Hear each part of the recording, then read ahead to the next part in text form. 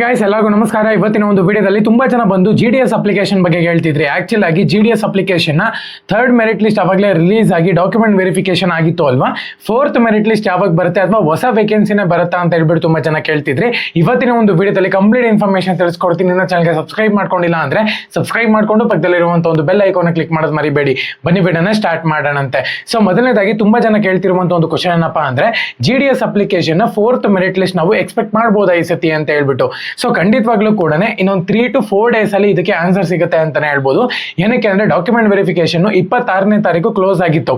So ಇವಾಗ fourth merit list ಬರಬೇಕು ಅಂತ ಹೇಳೋದಾದ್ರೆ 10ನೇ ತಾರೀಕು ಅಥವಾ 11ನೇ ತಾರೀಕು ಒಳಗಡೆ ನಿಮಗೆ ಒಂದು ಅಪ್ಡೇಟ್ ಸಿಗುತ್ತೆ ಅಂತಾನೆ ಹೇಳ್ಬೋದು, ಅಥವಾ ರಿಸಲ್ಟೇ ಬರ್ಬೋದು. ಏನಕ್ಕೆ ಅಂದ್ರೆ ಕಳೆದ 3 ಮೆರಿಟ್ ಲಿಸ್ಟ್ ಅನ್ನು ಕೂಡ ಆಲ್ಮೋಸ್ಟ್ 10ನೇ ತಾರೀಕಿಂದ 15ನೇ ತಾರೀಕು ಒಳಗಡೆ ನಿಮಗೆ ನೋಡಕ್ ಸಿಕ್ಕಿತ್ತು.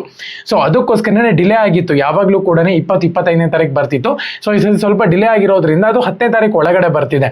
ಸೊ ನೀವು 10ನೇ ತಾರೀಕು ಒಳಗಡೆ ಯಾವುದೇ ಅಪ್ಡೇಟ್ ಸಿಕ್ಕಿಲ್ಲ ಅಂತ ಹೇಳೋದಾದ್ರೆ ನನ್ನ ಪ್ರಕಾರ ನೆಕ್ಸ್ಟ್ ವೇಕೆನ್ಸೀಸ್ಗೆ ಅವರು ರೆಡಿ ಮಾಡ್ಕೊಂತಿದ್ದಾರೆ ಅಂತ ಹೇಳಿ ಅರ್ಥ. ಏನಕ್ಕೆ ಅಂದ್ರೆ ಥರ್ಡ್ ಮೆರಿಟ್ ಲಿಸ್ಟ್ ಅಲ್ಲಿ ನೋಡ್ಕೊಳ್ಳೋದಾದ್ರೆ 350 ಜನ ಸೆಲೆಕ್ಟ್ ಆಗಿದ್ರು.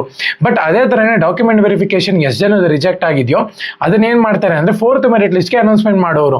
ಬಟ್ ಈ ಸತಿ ಫೋರ್ತ್ ಮೆರಿಟ್ ಲಿಸ್ಟ್ ನನ್ನ ಪ್ರಕಾರ ಇರಲ್ಲ ಅಂತ ಅನ್ಕೊಂತೀನಿ. ಏನಕ್ಕೆ ಅಂದ್ರೆ 350 ಜನದಲ್ಲಿ ಆಲ್ಮೋಸ್ಟ್ ಏನೆಲ್ಲ 200-250 ಜನ ಸೆಲೆಕ್ಟ್ ಆಗೇ ಆಗ್ತಾರೆ.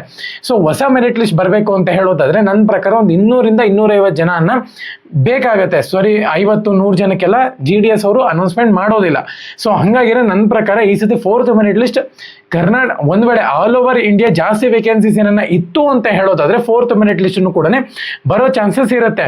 ಒಂದ್ ವೇಳೆ ಫೋರ್ತ್ ಮೆರಿಟ್ ಲಿಸ್ಟ್ಗೆ ಆಲ್ ಓವರ್ ಇಂಡಿಯಾ ಯಾವುದೇ ವೇಕೆನ್ಸೀಸ್ ಅಷ್ಟೊಂದು ಇಲ್ಲ ಅಂತ ಹೇಳೋದಾದ್ರೆ, ಅಂದ್ರೆ ಬಿಡೋಷ್ಟಿಲ್ಲ 50-60 ಅಷ್ಟೇ ಇದೆ, ಜಾಸ್ತಿ ಬಿಡೋಷ್ಟಿಲ್ಲ ಅಂತ ಹೇಳೋದಾದ್ರೆ ಅದನ್ನೇ ಇನ್ನೂ ಸ್ವಲ್ಪ ಆಡ್ ಮಾಡಿಬಿಟ್ಟು ಹೊಸ ವೇಕೆನ್ಸಿನ ಬಿಡೋ ಚಾನ್ಸಸ್ ತುಂಬಾ ಜಾಸ್ತಿ ಇರುತ್ತೆ ಅಂತಾನೆ ಹೇಳ್ಬೋದು.